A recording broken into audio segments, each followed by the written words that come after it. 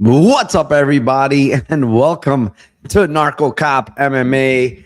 I am your host, Mike, and I'm going to be doing a full card breakdown for UFC Abu Dhabi. 13 fights, a lot of unknown guys here. Honestly, there's guys that not a lot of people know. A lot of newcomers on this card. We have a lot of short notice guys on this card. So, it is kind of a volatile card, especially with some huge favorites on this card. We got minus 500s. We got minus 1,000s. The main event is, pretty big favorite as well in Ankalaev. So we're going to talk about Ankalaev Guskov. But yeah, I feel like I have a pretty good handle on this card, honestly, after coming off of tape. We could have good handles and could make good bets and they still lose. So I don't think that's like any big deal. It could happen. Let me turn this on here. Why is this not working? Give me a second. This is Narcocop MMA is not working today. Let's see here. There it goes. All right. So let me go over to my chat. Shout out my chat first. Always Dixon is in here. Narco, we got to get you another song for the show. Yeah, maybe I need a new one. I don't know. Hype, what's up, my man? Vinny Diaz, what's up? How are you doing? The Scottsdale, Arizona treadmill team has arrived. Yes, Freak, what's up, my man? Hit the like you said. Please hit the like. Exactly. Subscribe. Do all that good stuff. Helps out the channel. I'm pumping out more content. Brandon is helping me with the content side too. So, yeah, I appreciate you guys. Cameron Junkin says, I think we see a lot of violence on Saturday. I kind of agree with you as well. VB is in the house. I'm here for Vagaev breakdown. I will definitely give you that. Fight Ghost, Narco, appreciate you. Good work, brother. I appreciate you as well, my man. Thank you for joining. Thank you for supporting as well. Ben, what's up, Narco? Just woke up from a post-night shift. Damn, bro. Appreciate you for waking up on time. I appreciate that. Right in time for the show. Could sleep. Couldn't find any Vagaev tape. You guys find it? Yeah, it's Vagaev's tape is out there. You just gotta kind of work around some things, and there's a lot of tape out there on them. And I know the guy from betting ACA, so I know him quite well. So yeah, let's start out. You guys, if you guys have any comments, any questions about the fights after I finish the breakdown in each fight, I'll go to the chat and talk about, basically what you guys think, what questions you have, if I can answer anything. This show, I will give you, the thing is, I'm going to break down every fight, but I'm going to give you who I think wins the fight. And then I'm going to give you who I think has value on the money line. There's big difference between who I think wins and where the value lies, because there could be a plus 500 that loses the fight, but makes it very close, where in some sequences he could potentially win that fight. So the value would lie there, but I will give you guys who I think wins and who I think is value on the money line. All right, let's start here first. First fight of the night. It is in the bantamweight division. It is the 21-12 Cody Gibson versus the newcomer, the 15-2 Abdul Hussein. Abdul Hussein currently is a minus 500 favorite, and the comeback on Gibson at plus 375. Two things that stick out here really quick. The big difference in age here. I don't know why they have Cody. Cody Gibson is not 21-12 as his age. Cody Gibson is 38 years old, I believe. He's probably turning 39 here very soon. Yeah, he's 38, going to turn 39 in September. So there's a 10-year age gap between these two guys. But the other thing that sticks out is obviously the height. Cody Gibson's 5'10". He's a big bantamweight. He's going to have a 5-inch height advantage. He's going to have a significant reach advantage here as well. But the question is going to be, is he going to be able to use that here? And the answer to that for me is no. Abdul Hussein has good footwork, has good movement. He switches stances. He's got good boxing skills. If you see, he's obviously been dabbling in boxing. His last fight was actual boxing fight he got into. I believe it was 4 rounds. Yeah, 4-round fight. He won a majority decision. This guy initially was known as a pretty good, a pretty good grappler. He grappled a lot early on in his career, has a lot of submissions early on. But as he progressed in his career, this guy's striking has looked really good, man. His boxing has looked really good. He mixes it in really well. He's not there easily to be hit. He moves a lot, moves his head. He's got very, very good movement. And when you watch his losses, the Nauros fight where he got submitted was not the best look, obviously, but that guy's a sneaky veteran. But then the Mokaev fight, even though he lost the fight, man, he looked very, very competitive in the grappling versus Magomed Ankalaev, I don't think anybody's looked as competitive as Hussein has in his entire career. So, that was 5 years ago, but this guy, he's definitely improved since then. He's 23, now he's 28. He's clearly improved the striking. I think he's just improved all around. Guy is really, really good. Last time out, he fight Tyson Nam. And the one thing with Tyson Nam that we've known, even though he's a little bit older, right? He's 42, he's up there in age. But the one thing we know about Tyson Nam is he's very damn durable. When you look at the last time this guy was knocked out, you would have to go all the way back to Marlon Moraes with a head kick. And if you look at the guys that he's fought after that, there's some really, really good names. Kai Kara France, some big hitters in the division, and nobody could knock out Tyson Nam, but Abdul Hussein put him out bad, face first. And obviously age isn't a thing, 42 years old. But this guy hits hard for sure. He's got very good submissions. He's a very, very good scrambler, grappler. Cody Gibson, he's long. He's got pretty good striking. I don't mind his striking. I think he's a pretty good wrestler as well, pretty good grappler. But I think he can definitely be had in the grappling. We saw him out striking Damon Blackshear early, but for some reason he wanted to start grappling, and he pretty much got owned by Damon Blackshear in the grappling, and eventually got submitted. Then when you look at the Arichi Lane fight, which was almost a year ago, he just gets put out cold, and the one thing with Cody Gibson's, he was never knocked out before that, never knocked out in 32 fights. And now all of a sudden he just got knocked out, and you have to attribute it a little bit to age. He's getting up there. He's 38. Like I said, he's going to be 39. This guy Hussein hits hard. He's got good boxing. This guy's wins too of late are not aging very well. I mean, Chad and Hellinger and Brian Kelleher are his last 2 wins in the last, I don't know, God knows how many years. It's just a bad look. This is his second stint in the UFC. He really hasn't beaten anybody good. He's been finished in his last 2 fights. I think he gets finished again by Abdul Hussein. I don't know how. I think it could be sub. I think it could be KO as well. This guy is just really well-rounded fighter, fighting, in the Middle East against a short notice replacement in Cody Gibson. Gibson took this fight on 2 weeks notice. I think he's cooked here, man. I don't like this fight for him. I think if you want to play Hussein, money line is obviously it's big, but I think I don't know how Cody Gibson beats him. I don't think he could take him down and just wrestle him. That's not happening. And, on the feet, obviously he's longer, but Hussein's way more dangerous and just a better striker. So I like Hussein anywhere this fight goes. What else we got here? Any questions on this fight at all?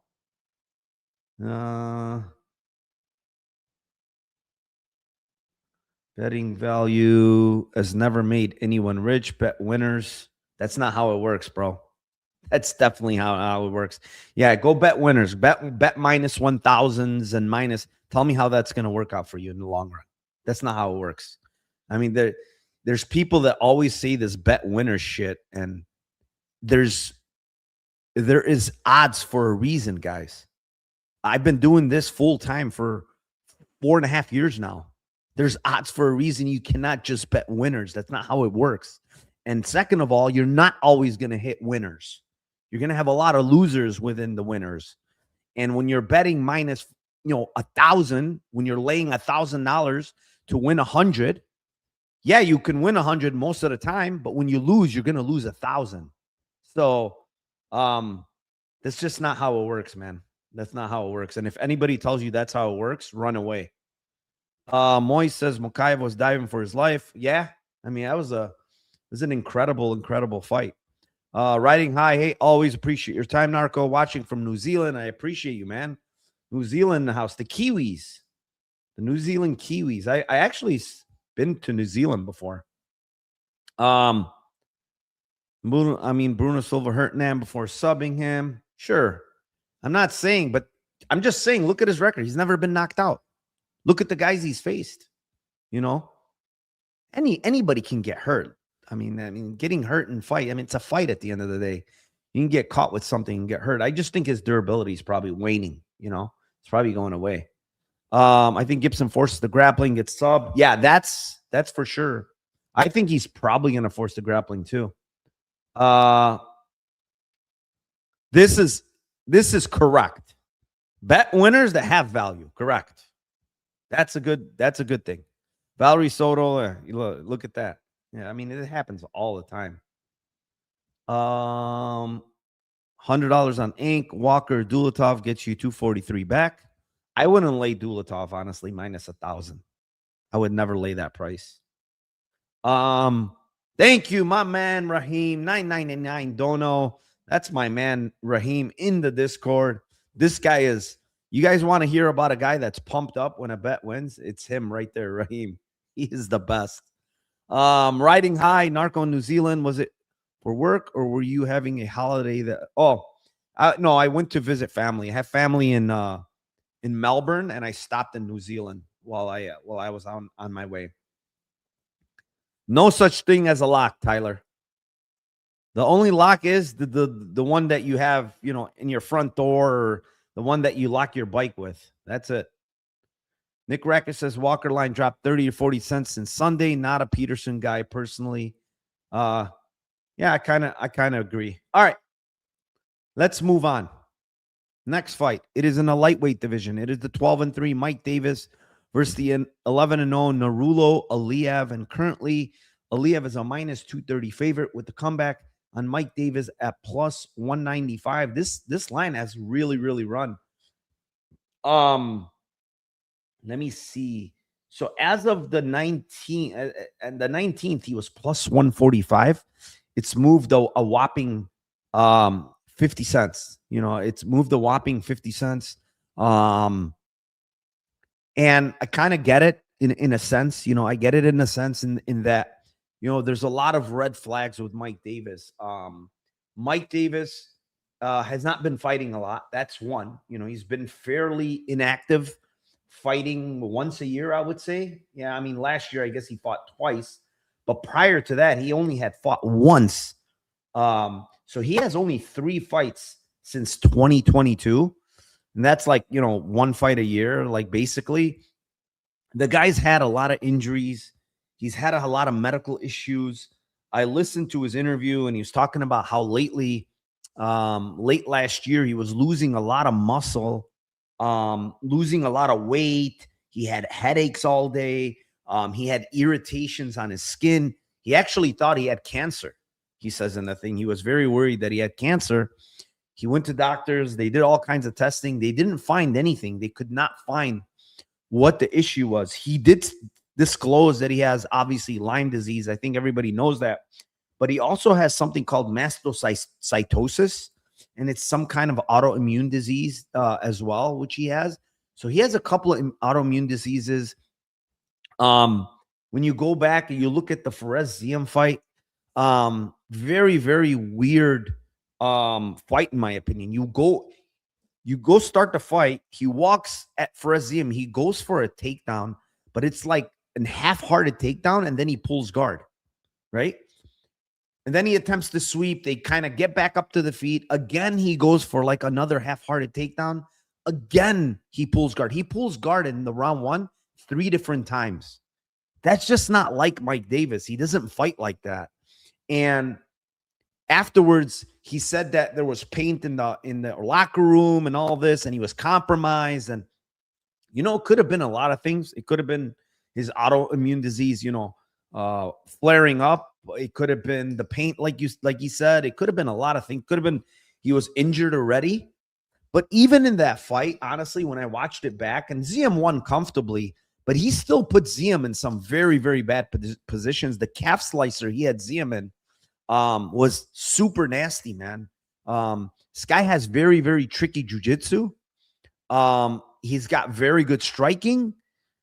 He's just a really, really well-rounded fighter. But the biggest issue is it's the injuries, it's the diseases. It's, a lot of these things are very, very scary with Mike Davis. The guy he's fighting, Nurullo Aliev, obviously he's 8 years younger. He's the fresher fighter. He's the guy that hasn't been, hurt or all this other stuff. He's the more active fighter overall.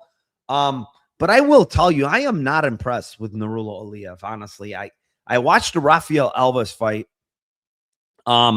He bites Alves's fucking finger in round 1, gets a point taken. I mean, who does that? Who bites a finger? That was insane. He was on top and he bit Alves's finger. And even in that fight, he got put into a couple of guillotines. One of us a mounted guillotine where it was super close to getting submitted. And then the next fight against Joe Solecki, Joe Solecki, he retired after that fight. That was his retirement fight. He just basically grappled Solecki, but in round 3, it got sketchy for him in round 3. He got taken down by Solecki. He got mounted by Solecki. It was getting sketchy in round 3 against Solecki, and I think he lost the round, which to me is kind of a red flag. How do you lose a round to Joe Solecki in round 3? And, the guy's retired right after that. Last fight, Shamrock, he dominated him in the striking. But even in round 3, he got mounted again against Shamrock. And I honestly think Shamrock is horrific. He obviously got cut after 2 fights. He's not good at all. He cannot strike for shit. He cannot wrestle for shit. Shamrock's just a shitty fighter. And I think what happened is the market kind of overinflated on Aliev because he looked good against Shamrock in the striking. And everybody seems to think that his striking got so much better. I don't think so. Everything was wide. Everything was loopy. Everything were hooks against Shamrock. Shamrock is just a terrible fucking striker. So, yeah, Aliev looked good there because I think it was more because Shamrock is terrible. So, this one's hard because I do think that probably Aliev wins the decision here. But, man, there's no way he should be minus 230. Honestly, I really don't think this is not a minus 230 fighter because he's just not a finisher, man. He is not a finisher, in my opinion. He's got 2 finishes, I believe, in his entire career. Yeah, 2 finishes in 11 fights. So I don't think this guy's a finisher. Mike Davis is still very, very tough, very hard to finish, and he will be there. The other thing with Aliev is he's got to be careful with the subs when he's going for these takedowns. I mean, he was put in a deep triangle against some Russian dude a couple of fights before the UFC. Davis has very, very slick jiu-jitsu, very slick. He will go and hook the leg and try to go ankle. He'll try to go to ankle lock, try to go to knee bar, and then try to get on top or even try to get your back like the way he did to Ziem and get the calf slicer and get his back. So he's a dangerous grappler. The thing is, we just don't know with this guy, man. We really don't know how unhealthy he is going into this fight. He says he wants to fight 2 more times this year. Who knows? These are interviews. Everybody says, I'm good, I'm that. But I am very concerned with his health, Mike Davis going forward. But man, if there wasn't health issues in this fight, nothing, I would slam Mike Davis at plus 195. I would literally put 3 units on him at plus 195 if there weren't health issues. But there obviously is, and he's obviously something is up with him, But if he's 100% for this fight, he is not going to look plus 195, honestly. I think he has way more finishing equity as well. So if you're playing Mike Davis, you're getting like plus 195, but with most of the finishing equity in this fight. So we'll see. He hasn't looked great. Like I said, you know, even in round 2 against Mitch Ramirez, he didn't look great. So we're gonna see how he looks here in this fight. There's a lot of questions on this, honestly. There really is. Let's see here. What's up, Bloom Dog? Thank you for joining. Mike Davis cannot be trusted. Yeah, I mean, that's the thing, right? That's the thing with Mike Davis. Davis is washed, I fear. I don't need. Is it washed or is he just compromised? That's what it is. I think the diseases and stuff, maybe he's just compromised, you know? Not betting a diseased fighter, says Bloom Dog. Aliev looks like a daggy Dom Cruz. Aliev will wrestle Zaffa, 8 years younger, and probably has a higher ceiling. I really don't think this guy has a high ceiling. I think he's not very good. Anthony says, no worries, Narco's only down 3 points since May, but he's a professional. Shut up. Okay, I'm down. How about the year stats? How about instead of going since May, you go for the entire year? How about you going for the entire 5-6 years, how much I'm up? But no, you're the professional. You're the donkey professional that thinks just bet winners. Will Mike panic to get back to his feet? I don't think he panics. He's going to go for submissions, you know, when he tries to get back. So I don't think he's going to panic. He's going to go for subs and try to, you know, maybe go for a heel hook and try to make this guy stand up. All right. Next one. It is in the light heavyweight division. It is the 17-10 Brenson Ribeiro versus the 6-0 Magomed Tuchalov. Tuchalov currently minus 800 with the comeback on Ribeiro at plus 550. I mean, from what I've seen from this Tuchalov guy, he looks really good. I mean, good striking, good grappling, has power in his hands, has slick kind of takedowns. You know, he's got some slick takedowns, but I think he wants to keep it on the feet. Ribeiro is dangerous. I will say, like, early on, he throws with heat. You know, he's kind of one of those guys that doesn't really care if you knock him out. Basically, he's a kill or be killed type of fighter. I mean, he's been finished in 8 of his 10 losses, you know, and a lot of them are early. You know, he's just going for it. That's the one thing about Ribeiro that makes him a little bit more dangerous than someone else, is that the fact that he will absolutely go for it and try to knock whoever his opponent is. I mean, you go watch the Yukayev fight. He kind of hurt Yukayev in that fight a little bit and landed a head kick before he was taken down. So he is dangerous. That's the thing with this guy. He is dangerous if you're going to strike with him. And I think Tuchalov will strike with him. He's just so efficient and so good on the feet that I think he's going to either catch Ribeiro or, you know, there's some sequence where they clinch and he gets Ribeiro down and potentially subs him. But I don't really think Ribeiro has much of a chance versus this dude, because I think this guy he's very cognizant of the striking. He's very cognizant of not like being hit, you know, defensively sound guy. And he has power in his hands. You see it last time out against Caio Machado. He just put him to sleep with one shot. So this guy is pretty much a finisher. Finished every one of his wins. When you go back to his amateur days, he has finishes. You know, the guy's a finisher. So I think he's gonna finish Ribeiro here. I like him here. I mean, minus 800. It's a little too steep. I don't like laying these kind of prices, but I think he's probably a easy winner. Moving on, next fight. It is in the lightweight division. It is the 20-6 Ismail Bonfim versus the 11-1 Axel Sola, and currently Sola minus 192 with the comeback on Bonfim at plus 167. This is the thing with Axel Sola, is that, wait, somebody's saying there's a violation of some sort. What is this? Graphics 101 violation? What does that mean? I don't know. Someone posted graphics 101 violation. I have no idea what they're saying. Anyways, here's the thing with this fight is that Bonfim is going to have a speed advantage early. That's for sure. He's going to have a speed advantage of Axel Sola. Sola is very hittable early. I mean, his defense is just not very good. He gets clipped quite a bit. He is super tough, though, like very, very tough. He's a guy that's extremely big for the division. I think he's much taller than 6 foot, to be honest. I think he's more like 6'2". This guy is a huge guy. He fought at 70 a lot. And I mean, this weight cut's got to be big for Sola. You know, the thing is, the last 2 guys he fought, like Reese McKee fight, you know, up at weight class, short notice. He looked pretty good for short notice, up a weight class, and kind of finished a guy that's normally very hard to finish in Reese McKee. He dropped him with a body shot and finished him in round 3.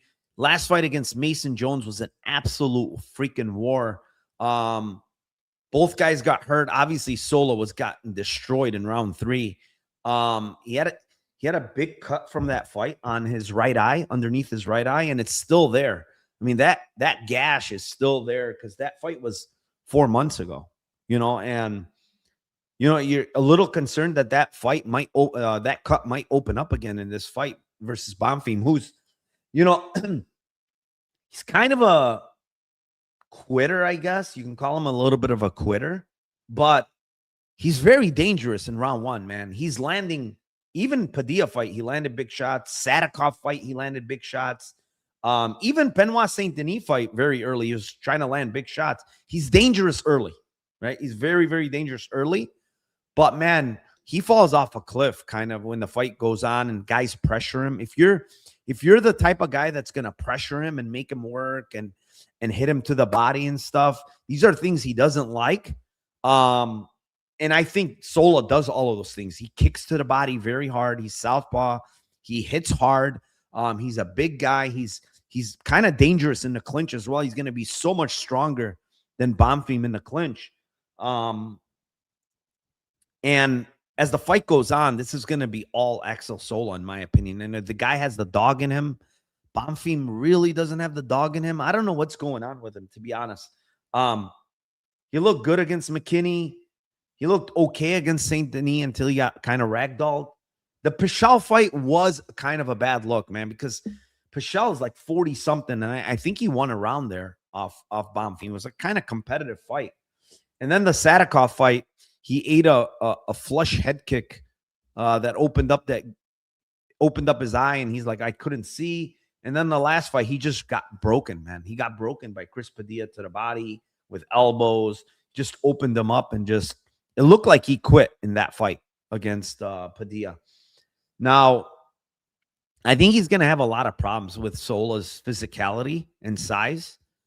Again, I think he's live to hurt Sola early. I would not be shocked if he hurt Sola in round 1 or even knocked him out in round 1. I would not be shocked, but I think he's going to get broken again, man. It's just one of those matchups where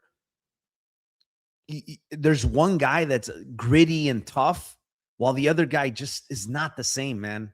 He doesn't have the same grittiness. So I like Sola here. I think he's going to win this fight. I think it could come in any round. But I think it's kind of early, man. Probably around 1-2 for Axel Sola here. But yeah, I like Sola here. I don't mind the unders here. Just kind of getting some side of Bonfim early, you know, potentially finding a big shot. But I like the unders here. The other thing with Sola is last 3 fights, all 3 of those guys are super durable, man.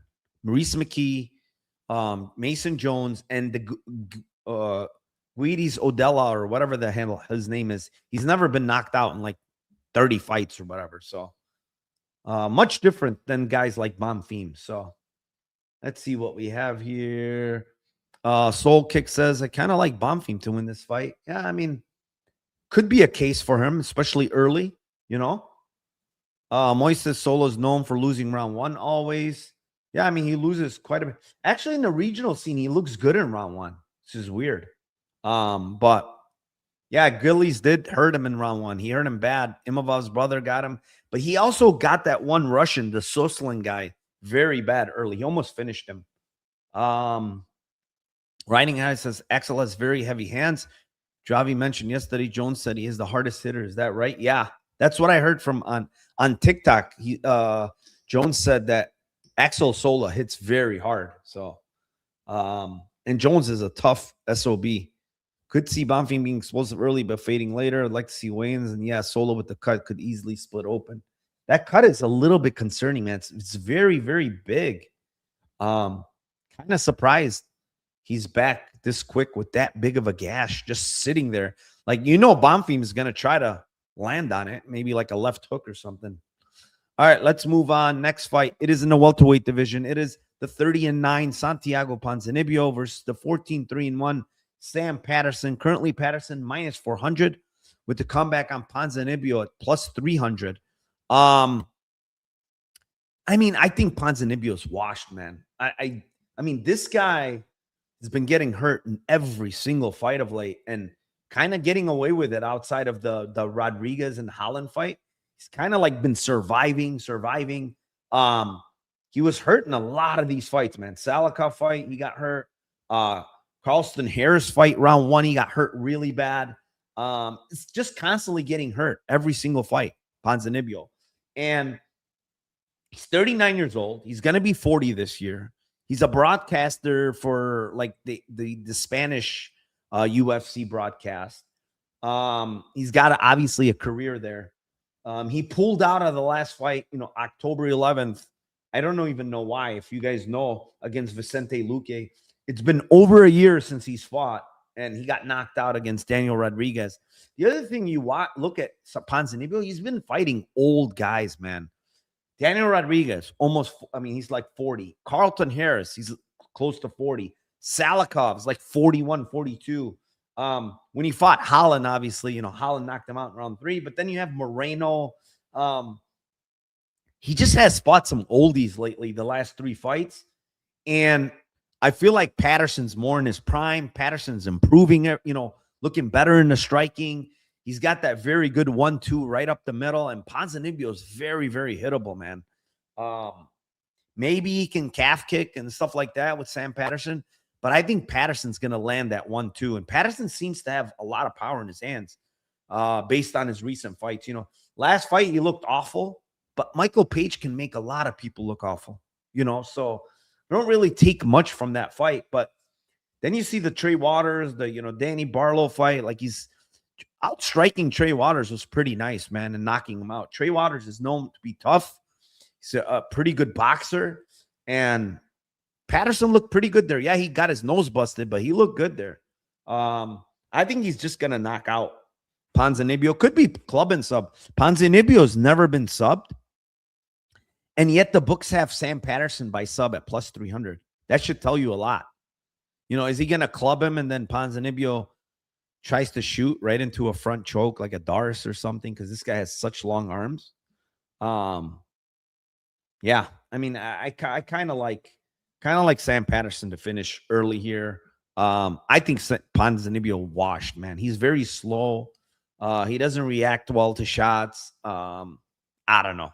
I don't like him in this spot at all. Moving on. Next fight in the light heavyweight division. It is the 9-0 Mohammed Saeed versus 22-9-1 Dustin Jacoby. And currently Jacoby is minus 155 with the comeback on Saeed at plus 135. Line has been coming in here. Jacoby was like 190 earlier in the week. It's down to 135. I kind of think this is where it should be. Just because of the unknowns from Saeed, I stalk his Instagram. He's obviously at Gore MMA with Walter Walker and them. But you also see him sparring with like Pavlovich. He's hanging out. You see him with Ankalaev at times in pictures. So he's obviously getting good rounds in with good people. The question is, for me at least, is he's kind of taking this on short notice. And in the one fight that went the distance against Valmir da Silva, he was getting pressured by that short Brazilian, but he kind of gassed, honestly, in round 3. Even though he got the guy's back late in the fight. He's kind of gassing as the fight went on. So that's a big concern here because Jacoby has good cardio. He will be there for 3 rounds, if you don't get him out. But the one thing with Jacoby is you could see him getting clipped in a lot of these recent fights. Reyes obviously knocked him out. Petrino landed some big shots on him and hurt him. Menafield dropped him a couple of times. He's been getting hurt quite a bit lately. And he's getting up there in age. If Said lands something good, he does have power. He's got an excellent kicking game. Very sneaky high kicks, very fast. So Jacoby's got to be careful with those. I don't think there's much of a grappling sequence here in this fight because Said, I guess he can grapple a little bit, but Jacoby has the great get-up game. So I think this is going to be a striking matchup. Obviously, Jacoby has a lot more UFC experience. He's got a lot more fights, just experience in general. So that's going to be a big thing. But obviously, yeah, again, he's almost 8-9 years older. I think this line's just about right here when down to -155 because of the unknowns with Said. I think Said probably wins this fight, honestly. He's a guy that trains over there in UAE. Apparently that they have him, his flag is UAE, so he's got some connection there. They're putting him on this card against Jacoby. He's training with very good guys. The other 2 guys that are in his gym are also fighting on this card. There's a lot of like catchy things. And if this fight is close and goes to decision, I think he's probably going to get the scorecards. So, yeah, I mean, I'm gonna go with the upset here. Mohammed Said, it's a little bit of a guess just because, again, this guy hasn't really fought a high-level opposition, is kind of an unknown. Jacoby is a known commodity, but I also think Jacoby is kind of he is who he is kind of commodity, right? He's a good striker. He's got good get-up game, but that's about it. He's got good cardio, right? But I think his durability is kind of going away, and that could end up biting him in the butt here against a very sneaky good striker in Mohammed Said. So I'm gonna go with the upset. I think there is a world where Mohammed Said even knocks out Dustin Jacoby. What do we got here? Anything? What number has value, would you say, in this fight? I would say about Said. Which side? Because I think Said at at I don't know, whatever, plus 140, 145, somewhere on there. I would take a shot. I mean, I took a shot at a better price, but I think this is probably around right. Maybe a little bit like Jacoby 150, I would say. But I think this fight is close, honestly. I really do. I think 2 good strikers. I think Mohammed Said is going to be faster than Justin Jacoby as well. So the Fight Ghost says, Narco, my war against bookmaker continues. They now have removed UFC finish props and will only allow money lines. Same with me, bro. Like, my whole account is nuked. I already withdrew most of it. I only have like 1,000 or so in there. I'm kind of done with them. They're the worst. They are the absolute. They're supposedly they're a sharp book, but they limit sharp bettors. So go figure. All right. We're going to move on. Next fight. It is in the heavyweight division. It is the 11-4 Thomas Petersen versus the 15-1 Walter Walker. And currently Walker's -175. And the comeback on Petersen at plus 150.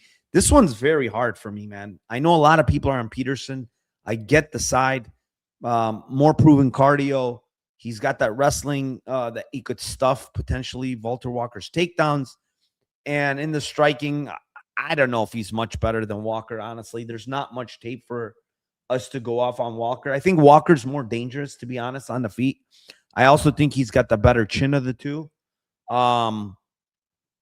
But you see Walker, and he's just coming out and heel hooking everybody in round 1. It's crazy. Heel hook, heel hook, heel hook. Every fight we say, okay, he can't get the heel hook, and he gets it. This is 4 straight fights he's gotten heel hooks. Thomas Petersen is unathletic, in my opinion. He's not very athletic. He's kind of a southpaw, kind of a plotty type of guy.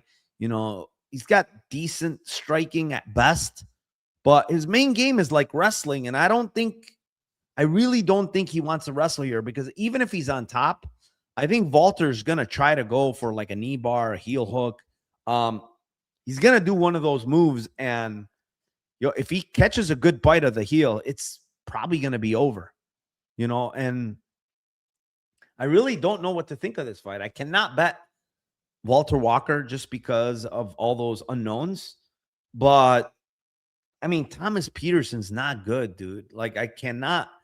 Watching the Pat fight, and he won by majority decision. And I know Pat is a better striker than Walker, but he's gassy as shit.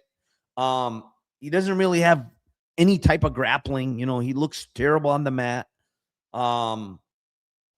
He got hurt in round 3 against Thomas Petersen. He's a 205er before, I believe, Guillermo Pat.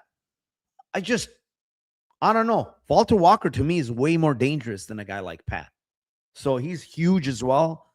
I can't get to Thomas Petersen, man. I really can't. I think Walker's going to find a sub, honestly. Again, maybe it's heel hook. Maybe it's not. I think Peterson's going to get engaged in some kind of grappling sequence and end up in a bad position where he potentially gets subbed. I don't know. Yeah, exactly. Like Rakic said, like, I think Sutherland, anything that Thomas Petersen could do, I think Sutherland's kind of better at, except wrestling. I think Sutherland's has better jiu-jitsu than Petersen. I think Sutherland has better striking than Petersen. I think he has more power than Petersen. He's kind of like anything that Petersen could do, he's better outside of wrestling. So I just don't like Petersen in general. I think he's a shit fighter. He's got good wrestling, I guess, but look at this guy's wins, man. I mean, Dontel Mays, Muhammad Usman. What are these wins? He went out against Shamil and just absolutely got starched right away. I don't know. I don't really think this guy is any good. That's my thing. Dravi, what's up, my man? Walker sub 1 it is. Yeah, I think he's probably going to sub him, honestly. I really do. The other thing with Walker is, like, we're guessing with his cardio. Like, his cardio looked bad against Bresky, but he also was 266 pounds or whatever against Bresky. What was he? 264. He is now weighing in every time at 244. So it's 20-pound difference. It's in much better shape, obviously. So I don't know how that's going to translate, but I'm just saying, he has been focused more on training and his cardio, apparently. All right, let's move on. Next fight. It is in the welterweight division. It is the 22-3 Sagid Izagakhmaev versus the 24-4 Abubakar Vagaev.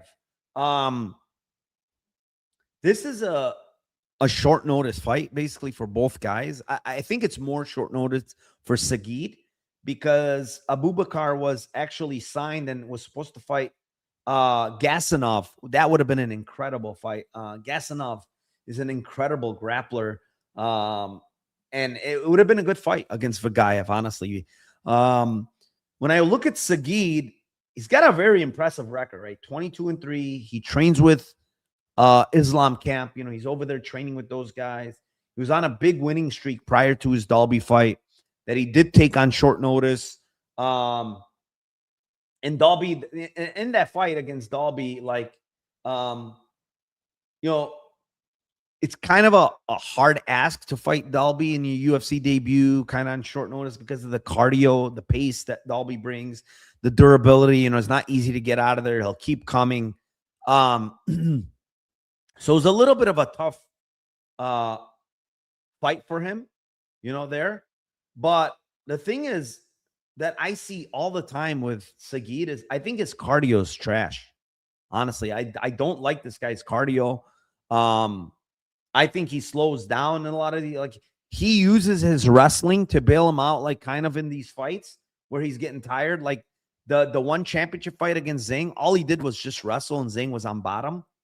I think he's the one that's going to be wrestled in this fight against Vagaev. I think Vagaev is the better wrestler. I think Sagid is a little bit better in the striking and more power in the striking. But I think he's going to get wrestled here, man. I really do. Carlston Harris was able to get takedowns against him. I think he's going to get wrestled. Even the Maxim Buterin fight, he was getting grappled by Buterin there in round 1. I think he's going to get taken down here by Vagaev. Vagaev is a very, very good grappler, very good wrestler, extraordinary wrestler. He's going to be able to out-wrestle Sagid. But the main thing is, I think he's got much better cardio than Sagid. Way better cardio between these two guys. So I think Vagaev is going to just outwork Sagid and grapple him and get him tired. I don't know if he's going to finish. He's not much of a finisher. But, yeah, I mean, Sagid could potentially land a bomb. I mean, Vagaev's chin is, honestly, that's the one knock I have on this guy. And I think his striking is actually pretty good. I think the knock that I would have on him is his chin is very suspect. He got hurt against Idil. He got knocked out against Slopenko. He got knocked out against Abdullayev. He's got knocked out earlier in his career at Uskov. Like, this guy's been knocked out 3 times, but he's also been hurt in fights. His chin is suspect. That's the thing with him. And Sagid, he's got pretty good power. You know, he throws down the middle. He's got good straight shots. So he's got to be careful there. But I think he's going to grind Sagid out, man. He's just going to wrestle his ass. And to me, he's the much better wrestler of these two. So, yeah, I think Vagaev's going to work him and win a potential decision, maybe round 3. I don't think so, though. I think it's going to be decision. But I wouldn't be shocked if he got him in round 3 with Sagid taking this fight on short notice and potentially gassing again. Let's move on. Next fight. It is in the heavyweight division. It is the 18-3 Tyrell Fortune versus the 14-3-1 Rizvan Kuniev. Kuniev minus 335 to come back on Fortune at plus 275. I think this line's a little bit too wide. But I do think Kuniev is going to win this fight. I think he's got pretty good striking. When you look at his striking, I think he's in and out really well. I think he's, going to be able to stuff takedowns against Tyrell Fortune. He's got good takedown defense, this Kuniev. And even if he does get taken down, I think he's going to pop right back up. Like, if Tyrell Fortune is to grapple and try to get takedowns, I think he's just going to gas himself out, The only thing with Kuniev is, like, I like his striking. I think it's good.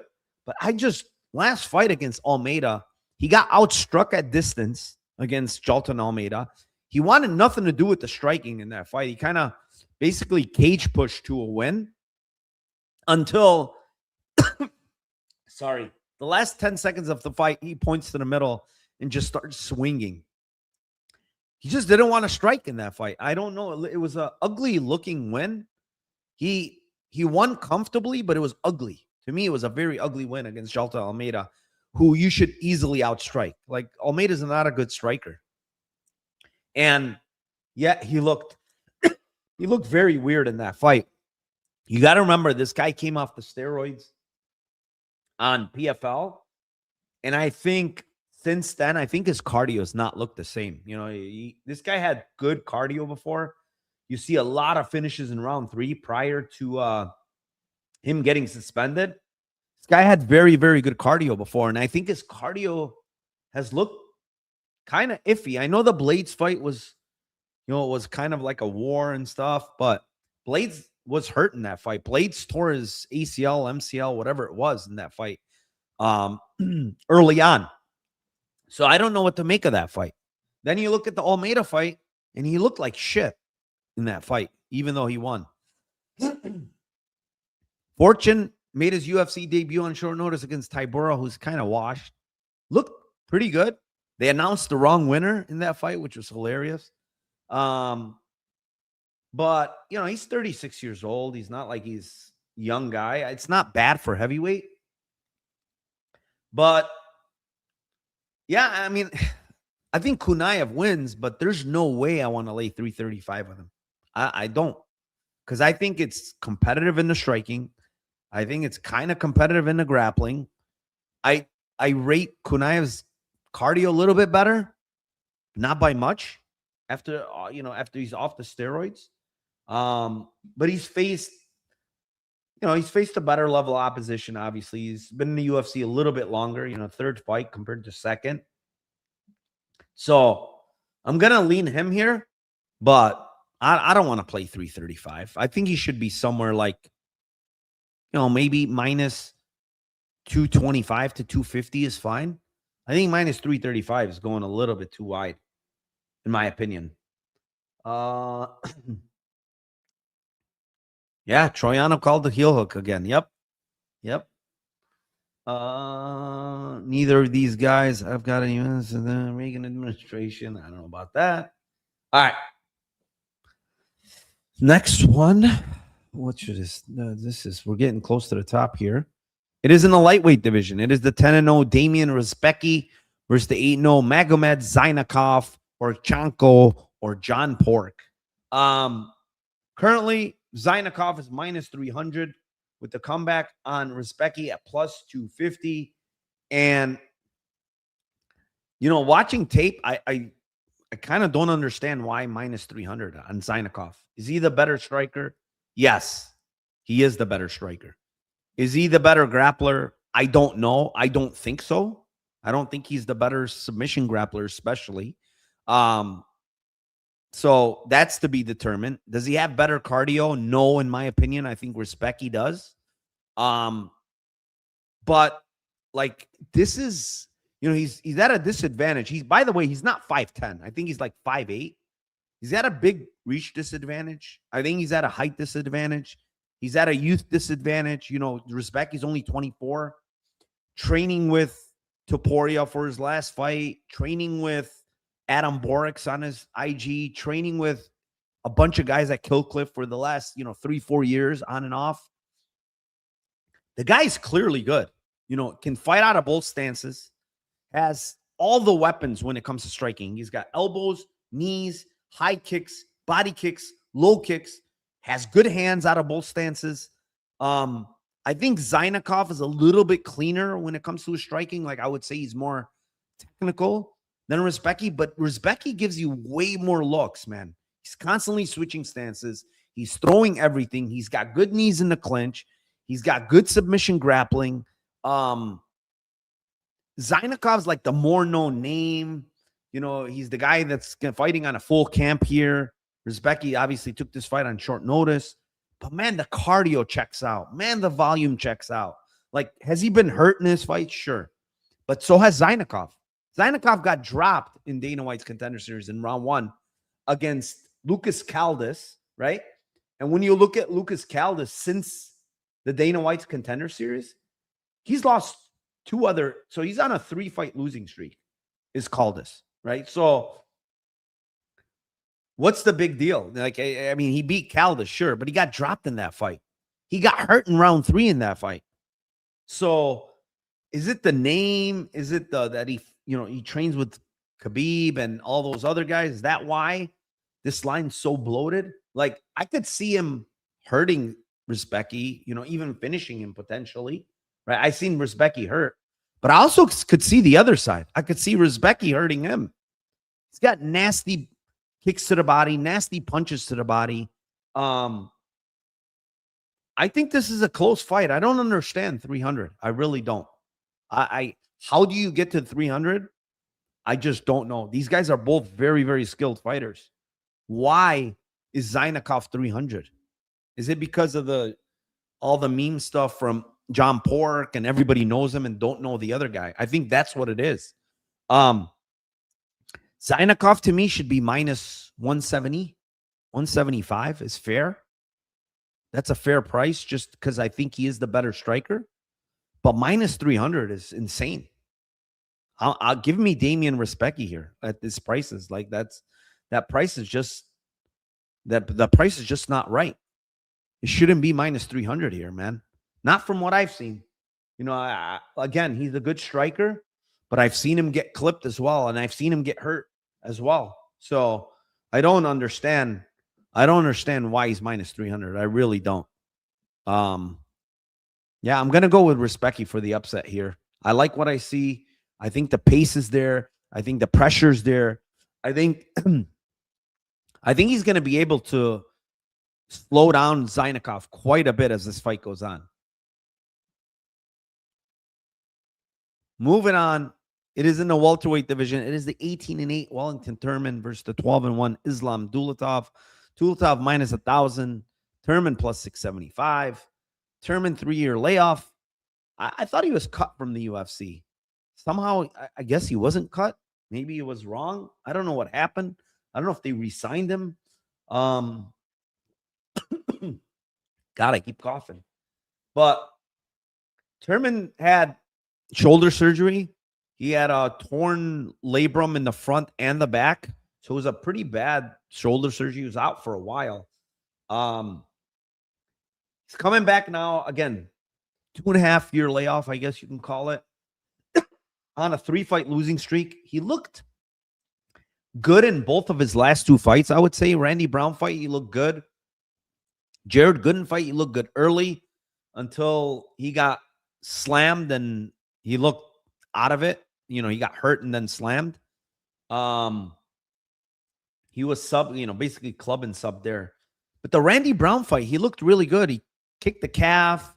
He landed good shots on Brown. He used, tried to use grappling there a little bit. The thing with Dulatov is he's very, very explosive, man. Very long, very explosive. He's got good straight shots up the middle, good elbows, good knees. He's very, very dangerous early. But, I don't know what happens with this guy if it gets out of, round 1. What is he going to do in round 2? What happens what happens if he gets taken down? I think he could stuff takedowns early. He looks pretty explosive. But if this fight gets late, I don't know what Dulatov's going to look like. I do think he's going to knock out Turman. That's my prediction. I think he's going to knock him out early. I think Turman's chin looks very, very suspect to me. And he's facing a guy that's very powerful, very dangerous. So if Turman doesn't get takedowns early, I think he's going to get cooked. He's going to get knocked out. But if you see him having success getting takedowns early, I think it's a good sign for him, and maybe potentially leg kicking, because Dulatov, his legs are like this. They're twigs. I don't think this guy's ever done a leg day. Go watch his fights. He's all upper body and nothing lower body. He's got no legs. But I think he's going to knock him out either way. He's a big finisher. He's got big, big power. And Turman has shown a shit chin, honestly. So I think he's going to knock him out. I think it's pretty easy KO1. But if this fight extends, man, I'll have my button on the Wellington Turman money line. I reckon he's back because he trains with Potan. He doesn't train with Potan anymore. That's the thing. He's all over all these fucking gyms all over the place in Brazil. And he doesn't train with Potan anymore. This fight card is so easy. Everyone will make money this weekend. Yeah, those are the ones. Fight card is so easy. Those are the ones you get burned on, my friend. The ones that look like that. Moving on. Co-main event. It is in the flyweight division. It is the 14-4 Steve Erceg versus the 19-2 Ramazan Temirov. Temirov is minus 115. Erceg is minus 105. I said this in my Discord. I said, if you want to bet Erceg, wait. Temirov never loses round 1, ever. He's a round 1 merchant. He always wins round 1. He's most dangerous in round 1. He could knock you out potentially in round 1. And guess what? Steve Erceg is the direct opposite of that. Because I went through his career in the UFC. He has lost every single round 1 outside of Matt Schnell and Alessandro Costa. He lost last fight to Tim Elliott in round 1. He lost Ode Osborne in round 1. Moreno, France, Pantoja, all of them. Dvorak. He's lost every single round 1 outside of Schnell and Costa in the UFC. And Temirov, he's won every single round 1 basically in his career when you go back and look. So, why bet Erceg now? You're going to get a much better price live, man. I would bet Temirov now because I think he can finish in round 1. He's going to be a big favorite in round 1. And then you can bet Erceg live, potentially, if he survives, or you could see Temirov gassing. He's off the steroids now, so he could potentially gas. But, I think he's way more explosive than Erceg. I think Erceg is way more technical. I think Erceg has better cardio. I think Erceg wins round 3 at a high clip, but round 1 is going to be sketchy for him. He got knocked out. He gets hurt a lot, man. Erceg's chin is very, very questionable to me. And versus a big power puncher like Temirov, that's very, very scary. I don't know how in the Osborne fight, he got hurt very, very bad early, man, against Ode Osborne. Got dropped very bad against Kai Kara France and then finished. He's just a guy that his chin is just not very good. And Temirov swings for the fences. He's not technical, but he swings for the fences, man. And he could catch Erceg. He's more explosive. He's more athletic than Erceg early. So I think a money line bet on Temirov pre into a Steve Erceg live would be a great way to play this fight, because I think you come out on top if you do that. What do we got here? My man, Uncle Weezy, what's up? Let's cash those tickets. Temirov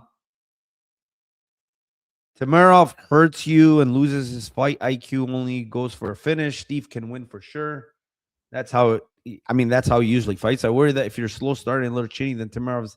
Yeah, that's the issue. That's why I'm saying pick him, take Temirov now.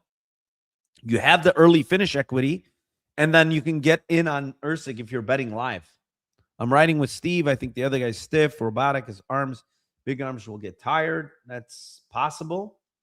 Temirov has the kryptonite style for Steve because he has no chin, but outside of that, he's very high level. Yeah, Erceg's the better technical fighter. He's better everywhere. Better jiu-jitsu, probably better grappling. Yeah, outside of just pure power and early on, Erceg's the better fighter. He loses round 1 way too much, man. It takes a while for him to get going. I don't know why. I really don't know why. All right. We're getting to the main event. Hit the like, subscribe, and hit the notification button if you haven't. I go live all the time, so when I go live, you guys can see it. I'm gonna do recaps. I'm gonna try to introduce a new show. I haven't decided yet, but I think I'm gonna introduce a new show where I break down one fight every week. We're gonna see. I'm still deciding on it to see if I have time to do it, but I appreciate all of you 277 live viewers. Please hit the like, subscribe, comment, and we'll move on. Main event of the night. It is in the light heavyweight division. It is the 18-3-1 Bogdan Guskov versus 21-2-1 Magomed Ankalaev. And currently Ankalaev is a minus 550 favorite to come back on Guskov at plus 400. Late notice for Guskov. He was actually, when you look at it, yes, it's late notice, but he was preparing for a main event on August 1st against Jan, and Jan pulled out. So instead, they booked him here. So he was still preparing for a 5-round fight. He was still preparing to fight very soon here in a couple of weeks or a week. So I don't think he's going to be like completely out of shape, but I just don't think he's a 5-round fighter. Guskov is not a 5-round fighter. He's dangerous early. He's got big power. I think he can knock just about anybody out if he lands clean. But he's facing a guy that's, an Ankalaev who's very defensively sound, even though he got knocked out last fight. And I do think he was compromised last fight. He had something going on with his rib. I think he even hurt his foot when he kicked Pereira early. You could see his left foot was swollen like crazy. If you go back and look at the when they announced the winners, you could see his left foot. He was gingerly walking to the middle. His left foot was like a balloon. So he might have broken his foot as well or something with his foot. But he came in compromised, he said. And when you look, even DC said that he had some kind of rib issue. He saw him going to a doctor getting injections. It's all over the internet. You could look it up. So I do think he was hurt there. I'm not the biggest fan of Ankalaev just because he's not very exciting. But, man, he's a good fighter. Like, he can wrestle. He can strike. He's got very good defense. He's very boring when it comes to a fighting style. But he's kind of one of those guys that you want to bet this type of boring guy because he's very good defensively. He can grapple, like I said, and he's very good technically striking. You know, he's hit and don't be hit. You know, when you look at the first Pereira fight, he looked very good. And obviously Pereira says he was hurt there. But this guy is good. I mean, Ankalaev is good, man. Guskov, he's kind of one-dimensional, you know, mostly just basically hands, mostly just striking with his hands, got a lot of power. But I think he could get taken down. And, you know, people keep saying, oh, Ankalaev doesn't grapple. He's not very smart. But I don't see any indication of that. Like, the first Pereira fight, he shot 12 takedowns. He was not successful, but he shot 12 takedowns. Then when you go back a little bit, Johnny Walker fight, you know, first fight, he gets a takedown. Basically was going to finish that fight there. Then you go back to the Jan fight, and he shot 10 takedowns against Jan. He was 2 for 10, right? So you got a lot of them stuffed again, but he shot takedowns. Like, this guy does shoot takedowns when he needs to. And, yeah, he didn't shoot against Rakic because he was just kind of outstriking Rakic. He's like, well, I don't need to, you know? Or Johnny Walker in the second fight. He didn't need to. He's picking Johnny apart, and then he knocked him out. You know, why would he shoot? So I think when he needs to shoot or he knows he needs to shoot, he does. And I think he's going to do it in this fight against Guskov. I think he's going to, if he doesn't, like, for instance, hurt Guskov early or knock him out, I think he's going to shoot in this fight. He knows Guskov is not great when it comes to takedown defense. I don't think he's the worst, but I think he can get taken down. And as the fight goes on, I think they're going to be way easier to get takedowns against Guskov. So I kind of like Ankalaev here, man. I just think he's the better overall mixed martial artist. I think he's better everywhere outside of pure power. I think he's got the better hands. I think he's got the better kicks. I think he's got the better jiu-jitsu. And I think he got the better wrestling. So there's no part of MMA that I think Guskov is better outside of just pure power, punching power. So I think he's going to cover, honestly, maybe not early with this 550, but I think he's going to eventually cover this and make it look easy in the grappling if he wants it. I think he's going to get Guskov down. And then I think Guskov is in trouble when he gets down. You know, when I look at Guskov and I look at these fights, you know, he's getting taken down by Alakana, getting his back taken. He's getting taken down by Ryan Spann early. He's getting taken down by Ozdemir. Like, those are just getting taken down by Alakana. It's just a bad look, man. Like, if he's taking you down, Ankalaev can take you down if he wants it, you know? So, I don't know. I think it's Ankalaev here pretty easily, honestly, outside of an early bonk from Guskov. I don't really see much of a path for him. Like, 5 rounds is bad for him. He doesn't have the better cardio. I don't even know if he's the more durable of these two guys. You know, I think Ankalaev probably is more durable. So I like Ankalaev here quite a bit. Magomed shows very little urgency, and his fight IQ is ass, but he should easily win this fight if he mixes in wrestling early on. Ground games.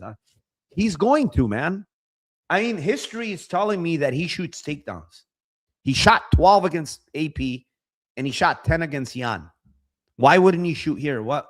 Well, I don't think his IQ is bad. I think opposite, honestly. I kind of think his IQ is good. He wasn't successful with some of these fights where he went for takedowns, but I think Guskov has worse takedown defense than AP. You know, for me, I don't think Ink was fully committing on Pereira takedown, says C. Kurtz. Potentially, Ink's coach said he shouldn't have fought Poatan. Yeah, that's the other thing. They told him to pull out of that fight, and he's like, nah, I'm just going to still go ahead. Now, it could have been pressure from the UFC. We don't know. He's not going to say that. You know, UFC doesn't want that fight to fall out, but I don't know, man. I think Guskov is not very good. He's very one-dimensional to me, and if he gets taken down, he's in big trouble. The illegal strike to a down opponent was dumb as hell as he was tapping to the triangle. Yeah, I mean, fine. I mean, he did that one, but I think fight IQ as far as like striking, being smart with defense, going for takedowns. I think he has good fight IQ, actually. He's I think it's opposite of what I mean, I don't know if people think he has bad fight IQ. I think this guy actually has good fight IQ, and he's a pretty safe fighter to bet on. Like in the sense that he does what he thinks is gonna win him the fight. So I think he's I think he has good fight IQ for me, at least. But yeah, that's it. All 13 fights. I appreciate everybody in here, everybody that commented, everybody that supports. I'm getting a new background, a nice setup for my background. I can't wait for it. Can't wait to show it to you guys. It's gonna be sick. Probably in the next couple weeks, I'm gonna get it done, but it's gonna be a really, really nice background. Again, Discord per usual. If you want to get in, the link is down below. The free portion of it is in there. If you want to get in there, there's some chat in there in the community chat, but the paid version is the best version. Obviously, we do the live every week. The live is great. It's only $25 a month, man. That's literally under $1 a day. And if you're betting seriously, I promise you guys, you're gonna make that back tenfold. I mean, it's just is what it is. If you just bet live with us alone, you will make that easily times 10, just live. So links are down below. I appreciate all the support. It's a great community. Football season is about to kick off soon.